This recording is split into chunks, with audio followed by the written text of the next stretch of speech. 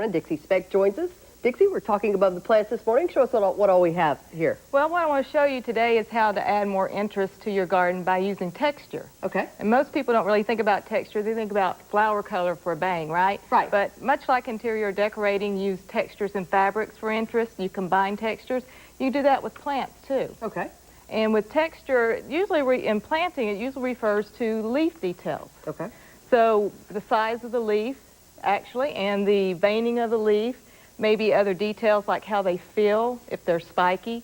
You can use all of these for different effects in the garden. Okay, now what about colors? This has a deep purple in it. Now, what would you combine it with? Well, with the color here, you can see you don't have to have flowers, actually, to add color to your garden. Right. You can use very colorful foliage plants, such as coleus and some other tropicals.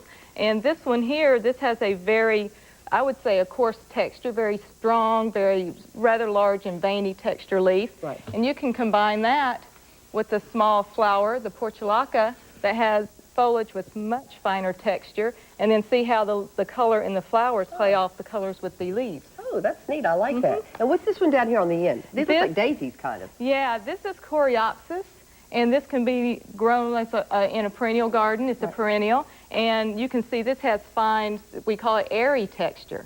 So if you combine this, let's say back over here, with the coleus or with caladium or maybe even sedum. This is a very sunny plant also. This likes sun, same environment. And this has a fleshy type leaf texture, and with the airy texture of this plant here, and then they look very well together, contrast, and so make a lot more interesting look. Okay, now what about on this end where I'm standing? We'll switch places. Sure. Here we have a hosta, so this is wonderful. A lot of people have these out. There are hundreds of varieties, hundreds of different colors, color combinations in the same leaf. And they grow well here in Georgia, too. Very well here. And so they have a very strong, large leaf texture.